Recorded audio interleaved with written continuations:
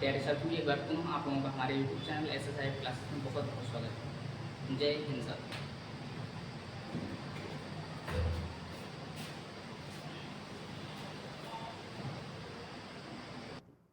तो मेरे प्यारे साथियों, आज हम हाई स्कूल के बच्चों के लिए साइंस की फिजिक्स टॉपिक लेकर चलेंगे।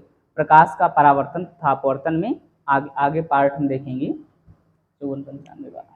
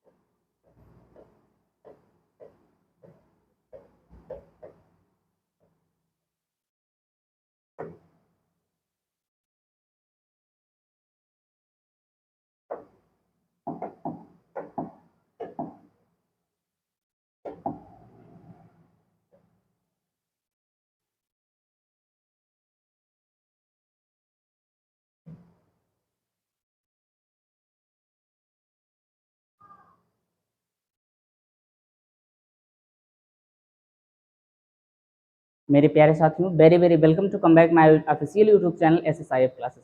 तो साथियों, आज हम देखेंगे प्रकाश कक्षा 10 में प्रकाश का परावर्तन तथा अपवर्तन के नेक्स्ट पार्ट। ठीक है, पिछले टॉपिक्स में हमने दर्पण के बारे में बताया था, दर्पण कितने प्रकार के होते हैं, और आज हम गोलीय दर्पण देखेंगे। ठीक है, प्रतिबिंब भी बताया था पीछे। आज हम गोलीय दर्पण देखेंगे। गोलीय दर्पण से प्रतिबिंब रचना का नियम क्या होता है और प्रतिबिंब कैसे बनता है। तो आइए समय गंवाए बिना हम देखते हैं। सबसे पहले हम प्रतिबिंब रचना का नियम देखते हैं।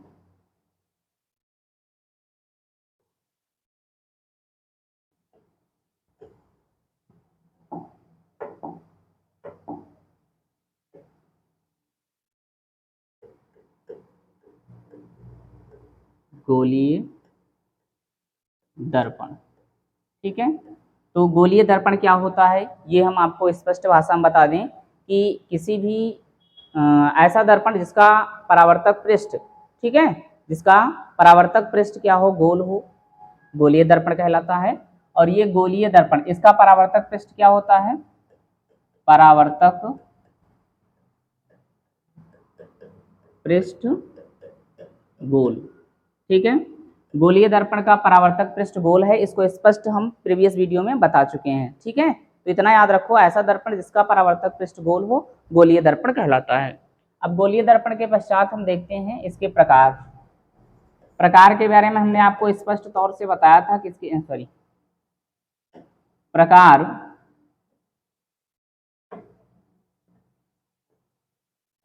इनके प्रकार कौन कौन से होते हैं।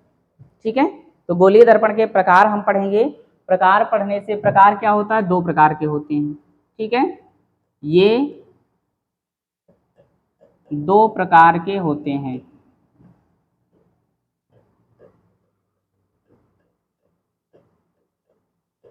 कितने प्रकार के होते हैं, दो प्रकार के होते हैं। नंबर एक, ठीक है, ये दो प्रकार के होते हैं। पहला होता है अवतल दर्पण और उत्तल दर्पण। ठीक है, कौन कौन से, अवतल दर्पण, ठीक है, और दूसरा उत्तल दर्पण। अवतल दर्पण और उत्तल दर्पण, ये दो प्रकार के दर्पण होते हैं। ठीक है, अवतल दर्पण की विशेषता क्या है कि इसका जो परावर्तक पृष्ठ होता है ये उभरा हुआ होता है। ठीक है, और उत्तल दर्पण का जो परावर्तक पृष्ठ होता है वो क्या होता है, धंसा हुआ होता है। ठीक है, इसका परावर्तक पृष्ठ,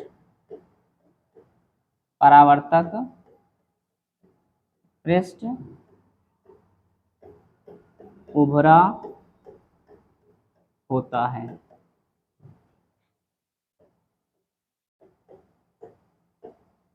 इसका सॉरी जो अवतल दर्पण होता है इसका परावर्तक पृष्ठ धंसा हुआ होता है। ठीक है, यहाँ पर ध्यान दीजिएगा, अवतल दर्पण का परावर्तक पृष्ठ क्या होता है? धंसा हुआ होता है।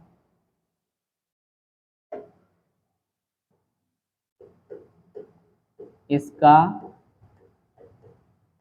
परावर्तक पृष्ठ धंसा होता है। ठीक है, और इसका परावर्तक पृष्ठ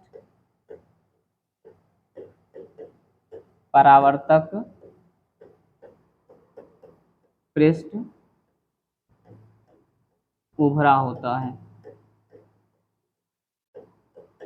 ठीक है, इसका परावर्तक पृष्ठ उभरा हुआ होता है और इसका परावर्तक पृष्ठ क्या होता है? धंसा होता है।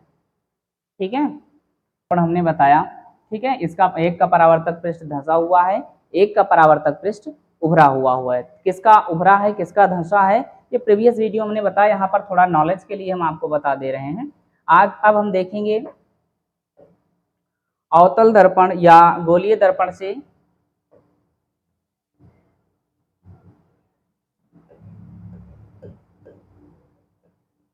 अवतल दर्पण से प्रतिबिंब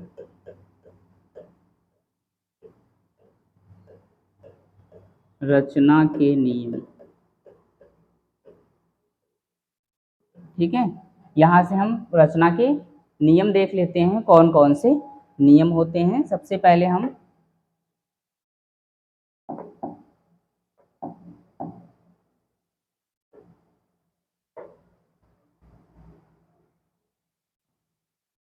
एक हमने अवतल दर्पण ले लिया।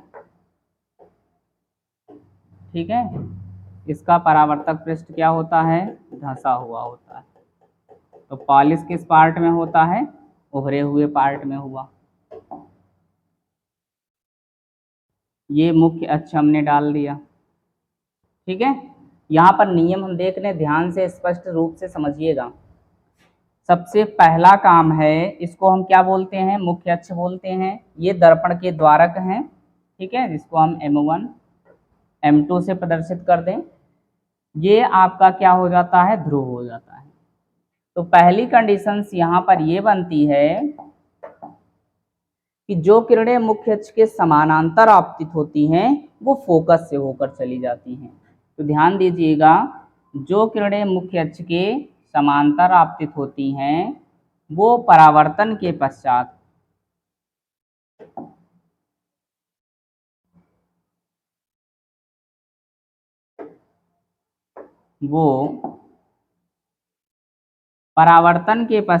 फोकस से होकर चली जाती हैं। ठीक है, जो किरणें मुख्य अक्ष के समानांतर आपतित होती हैं वो दर्पण से टकराने के पश्चात, परावर्तन के पश्चात वो फोकस से होकर चली जाती हैं। ये आप ध्यान दीजिएगा, जो किरणें मुख्य अक्ष के समानांतर आपतित होती हैं वो परावर्तन के पश्चात कहाँ से होकर चली जाती हैं? फोकस से होकर चली जाती हैं। ये आपका क्या हो गया? फोकस दूरी हो गया। पहला नियम तो यही था।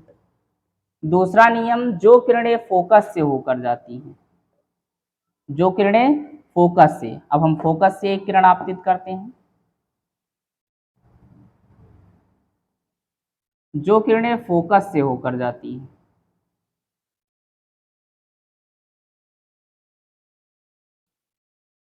जो किरणें फोकस दूरी से होकर जाती हैं वो परावर्तन के पश्चात मुख्य अक्ष के समानांतर परावर्तित हो जाती हैं। दर्पण से वो टकराएंगी, वो कहाँ पर? मुख्य अक्ष के समानांतर आपतित हो जाएंगी। एक नियम ये हो गया। पहला नियम आपने ये देखा, दूसरा नियम ये देखा। तीसरा नियम क्या है? जो किरणें वक्रता केंद्र से होकर जाती हैं, मोस्ट इंपॉर्टेंट चीज है, जो किरणें वक्रता केंद्र से होकर जाती हैं, जो किरणें वक्रता केंद्र से होकर जाती हैं वो परावर्तन के पश्चात पुनः उसी माध्यम में वापस लौट आती हैं। ठीक है, जो किरणें वक्रता केंद्र से होकर जाती हैं, दर्पण से टकराने के पश्चात पुनः उसी माध्यम में वापस लौट जाती हैं। अब एक नियम ये हो गया आपका नियम नंबर 3, ठीक है, ये तीसरा नियम है। एक नियम इसमें और बचा है, जो किरणें डायरेक्ट ध्रुव पर आपतित होती हैं। ठीक है, ये बुकों में ज्यादा बताया नहीं जाता, लेकिन पढ़ लीजिए। जो किरणें डायरेक्ट ध्रुव पर आपतित होती हैं, ठीक है, वो परावर्तन के नियम का पालन करती हैं। जो किरणें डायरेक्ट ध्रुव पर आपतित होती हैं, वो परावर्तन के नियम का पालन करती हैं, ये ध्यान दीजिएगा। तो ये 4 रूल आपका मोस्ट इंपॉर्टेंट है, ये विशेष ध्यान दीजिएगा। और चिन्ह परिपाटी, ठीक है, यहीं पर हम आपको चिन्ह परिपाटी समझा देते हैं कि चिन्ह परिपाटी क्या होता है। मोस्ट इंपॉर्टेंट चीज है चिन्ह परिपाटी। चिन्ह परिपाटी, जैसा कि अभी आप दर्पण देख रहे हो, ये दर्पण से ही रिलेटेड चिन्ह परिपाटी है। चिन्ह परिपाटी के लिए हम एक दर्पण लेते हैं और दर्पण के थ्रू आपको समझाते हैं। ये सपोज कर लो एक दर्पण है, ठीक है, और दर्पण में ध्यान दीजिएगा, अगर हम कोई भी निशान दर्पण की ओर लेते हैं, ठीक है, तो उसको हम क्या मानते हैं, पॉजिटिव मानते हैं। ठीक है, इस डायरेक्शन में यदि कोई भी वस्तु मापी जा रही है तो वो क्या होगा, पॉजिटिव होगा। बाईं ओर इस डायरेक्शन में यदि कोई भी वस्तु नापी जा रही है तो वो निगेटिव होगा। दर्पण से वस्तु या प्रतिबिंब की दूरी निगेटिव, वस्तु से दर्पण की दूरी पॉजिटिव, ये ध्यान दीजिएगा। ऊपर की ओर अगर कोई भी डिस्टेंस हमें मापना है, ऊंचाई, तो वो क्या होगा, पॉजिटिव होगा। और नीचे की ओर कोई भी डिस्टेंस है तो वो क्या होगा, निगेटिव होगा। ये आपका चिन्ह परिपाटी हो गया। ठीक है, अब चिन्ह परिपाटी के पश्चात हम चलिए देखते हैं प्रतिबिंब रचना। एक सारणी के थ्रू हम आपको सारणी बना रहे हैं, उसके थ्रू आपको समझा देते हैं, फिर हम आगे बढ़ते हैं।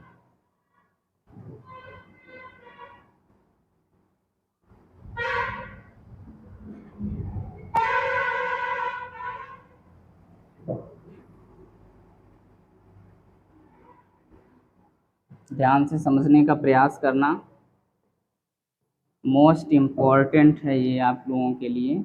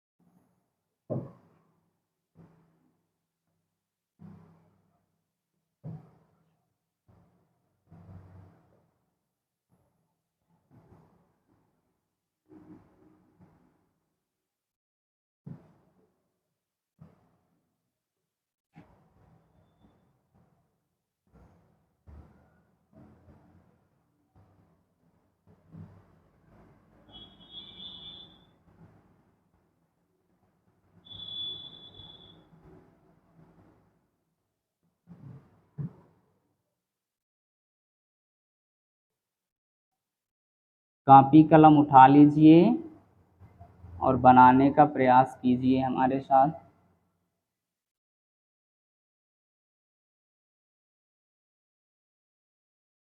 वस्तु की स्थिति, प्रतिबिंब की स्थिति।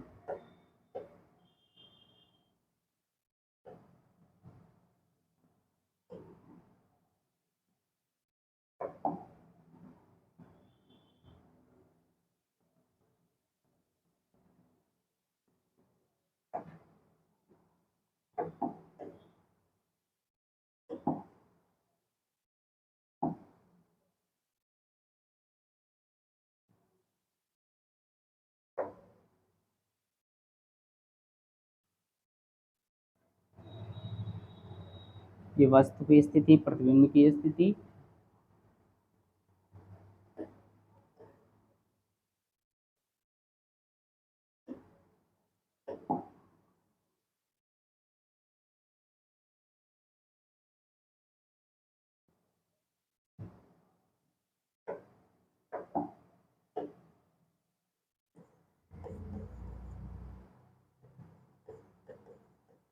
वस्तु की स्थिति, प्रतिबिंब की स्थिति, वस्तु का प्रतिबिंब का आकार,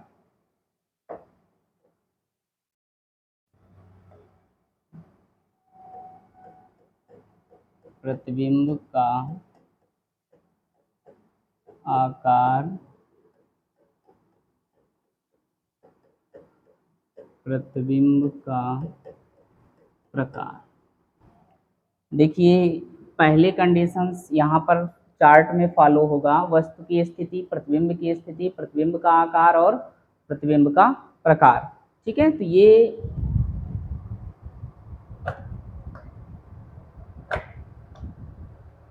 ध्यान दीजिएगा कि यहाँ पर क्या क्या होगा। सबसे पहले पहली कंडीशन हम आपको बता रहे हैं, जब वस्तु अनंत पे हो, इसका साइन इनफाइनाइट है। दूसरा, जब वस्तु कहाँ पर हो, अनंत और इनफाइनाइट के बीच में हो। ठीक है,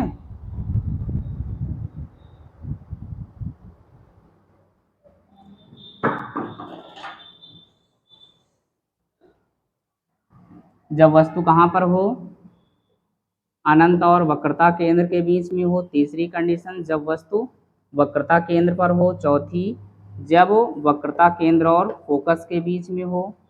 और पांचवी कंडीशन, जब फोकस दूरी पर हो। ये वस्तु देखना है कि जब फोकस दूरी पर हो। ठीक है, तो इसी का जस्ट अपोजिट आप राइट कर दीजिए। नीचे से इतना याद, अनंत हो, अनंत और वक्रता केंद्र के मध्य हो, वक्रता केंद्र पर हो। ठीक है, वक्रता केंद्र और फोकस के बीच में हो, फिर फोकस पे हो। तो यही जस्ट अपोजिट पांचवे को क्या बनाओ, एक नंबर बनाओ कि वस्तु कहाँ पर वस्तु की प्रतिबिंब, जब वस्तु अनंत पे हो तो प्रतिबिंब कहाँ पर बनती है, फोकस दूरी पर बनती है। जब वस्तु अनंत और वक्रता केंद्र, तो ये वक्रता केंद्र और फोकस के मध्य। और जब वक्रता केंद्र पर होगी तो प्रतिबिंब कहाँ पर बनेगा, वक्रता केंद्र पर बनेगा।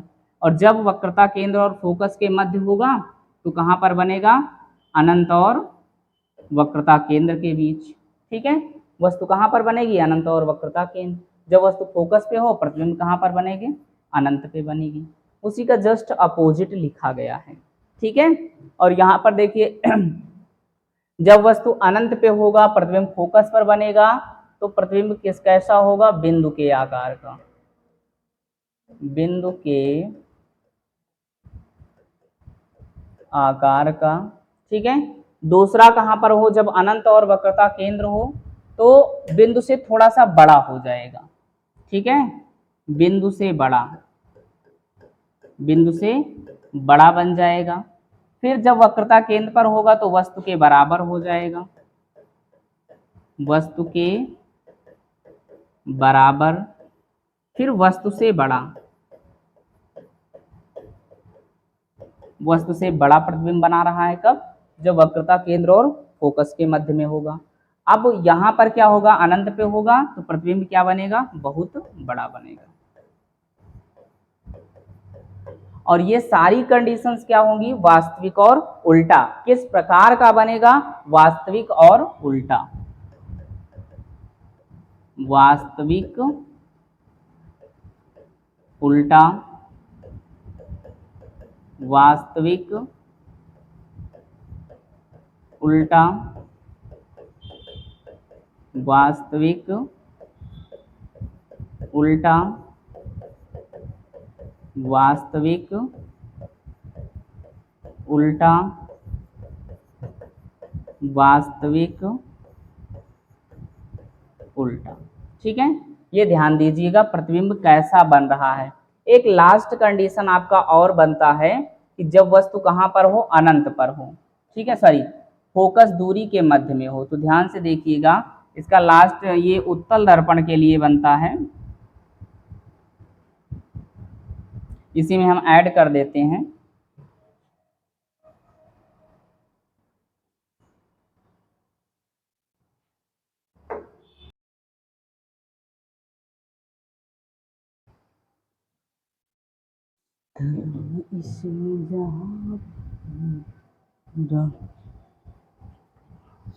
हाँ,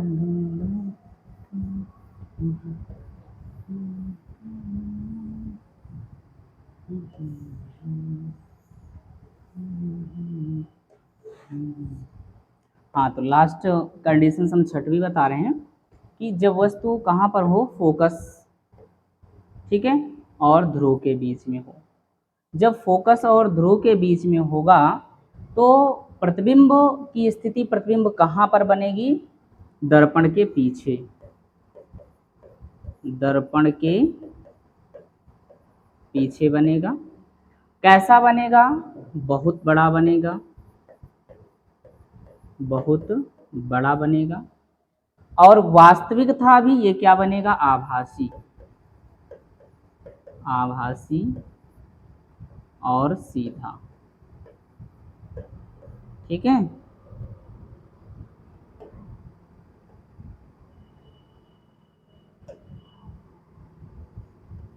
आभासी सीधा बनेगा।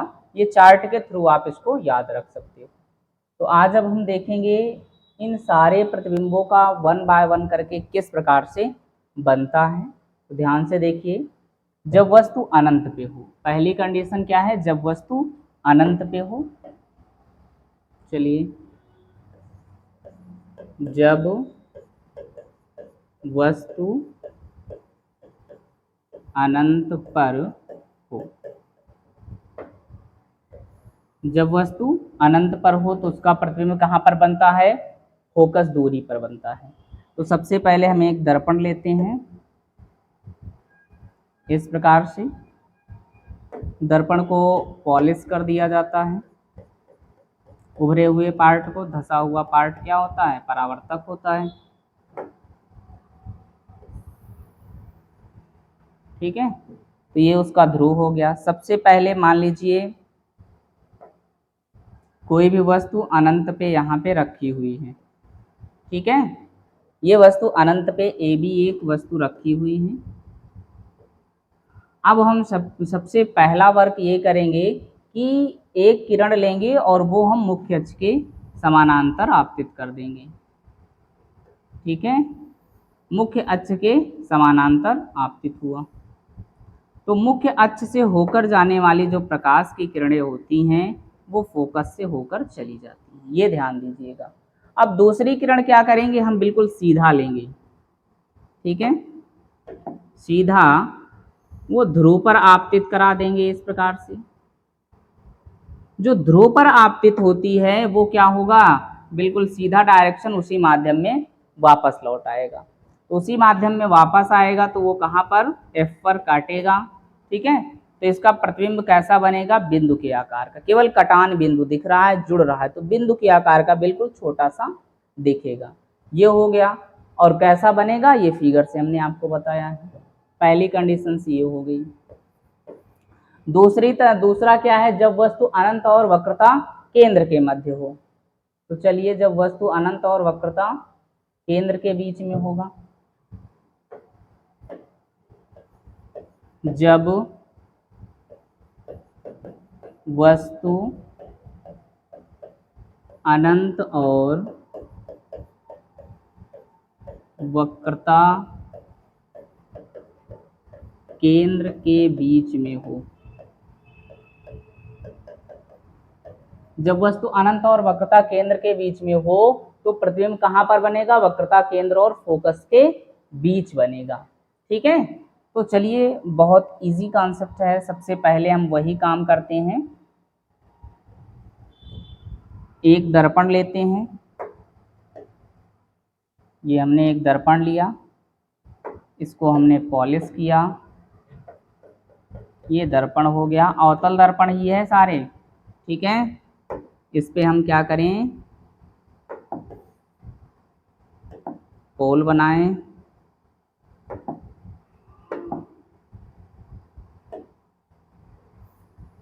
ये मुख्य अक्ष खींचा और वस्तु अब कहाँ पर आ गई, वक्रता केंद्र और फोकस के बीच में आ गए, सॉरी, कहाँ पर बनेगी, अनंत और वक्रता केंद्र के बीच।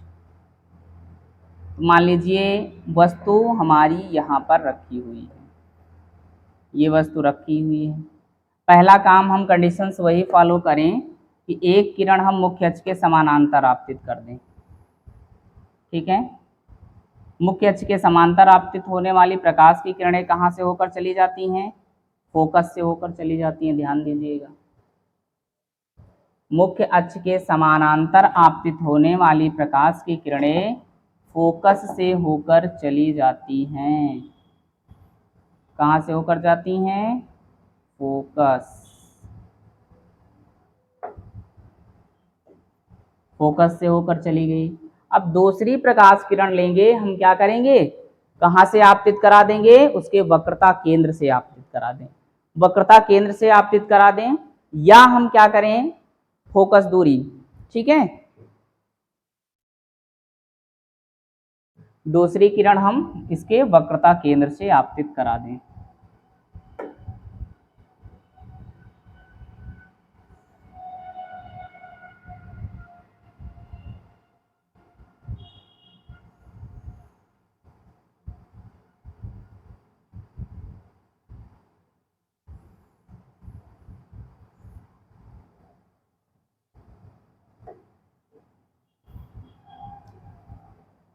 फिर से पुनः समझिए। सबसे पहला काम तो हम एक दर्पण लेते हैं इस प्रकार का, इसको हम पॉलिश करते हैं। पॉलिश कर दिए। अब इसके से हम एक ध्रुव बनाते हैं। ये ध्रुव हो गया। अब मान लीजिए कोई भी वस्तु अनंत और वक्रता केंद्र के मध्य यहाँ पर रखी हुई है। ठीक है, अब हम सबसे पहला काम ये करेंगे कि एक किरण मुख्य अक्ष के समानांतर आपतित करेंगे। तो मुख्य अक्ष के समानांतर आपतित होने वाली प्रकाश की किरणें फोकस से होकर चली जाती हैं। ठीक है, ये फोकस से होकर चली जाएंगी। दूसरी बात हम क्या करेंगे? एक किरण हम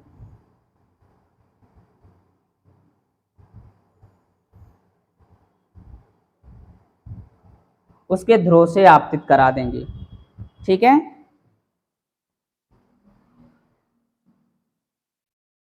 एक किरण हम उसके वक्रता केंद्र से आपतित करा देंगे।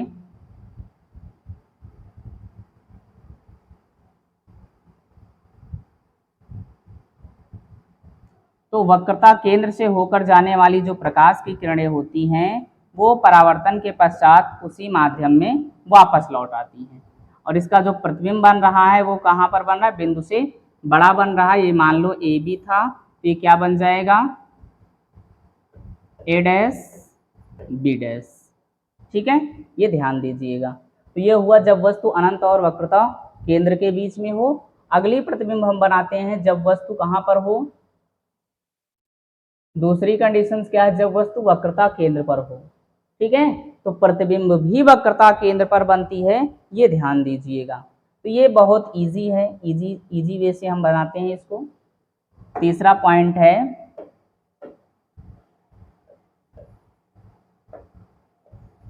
जब वस्तु वक्रता केंद्र पर हो।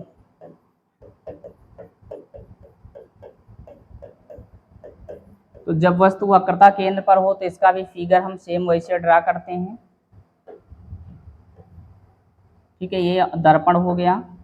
दर्पण में हम एक पार्ट पॉलिश कर दिए कुछ इस प्रकार से।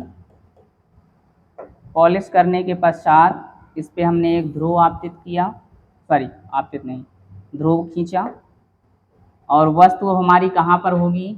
वक्रता केंद्र पर होगी। मान लीजिए वस्तु हमारी ये वक्रता केंद्र पर रखी है। ठीक है, तो इसका जो प्रतिबिंब बनता है यही वक्रता केंद्र पर ही बनता है। तो हम क्या करें? सबसे पहला काम यही करें कि एक किरण हम इसके ध्रुव से मुख्य अक्ष के समानांतर आपतित कर दें कुछ इस प्रकार से। मुख्य अक्ष के समानांतर जाने वाली प्रकाश की जो किरणें होती हैं वो परावर्तन के पश्चात कहाँ से होकर चली जाती हैं? फोकस से होकर चली जाती हैं। और दूसरी किरण हम क्या करें? फोकस दूरी से आपतित करा दें। ठीक है, जो किरणें फोकस से होकर जाती हैं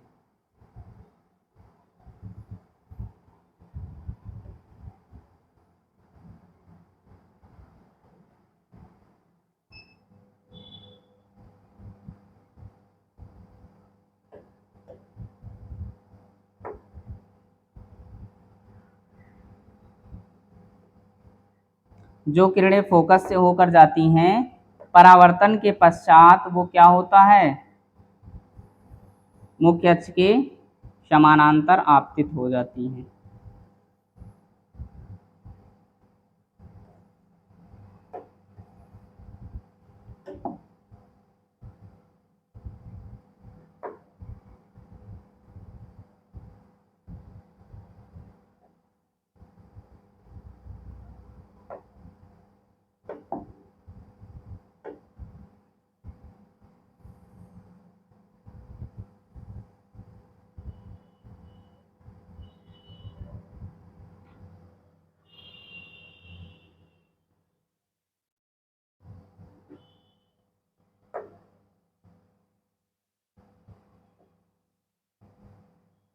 तो ये बातें हमेशा ध्यान दीजिएगा।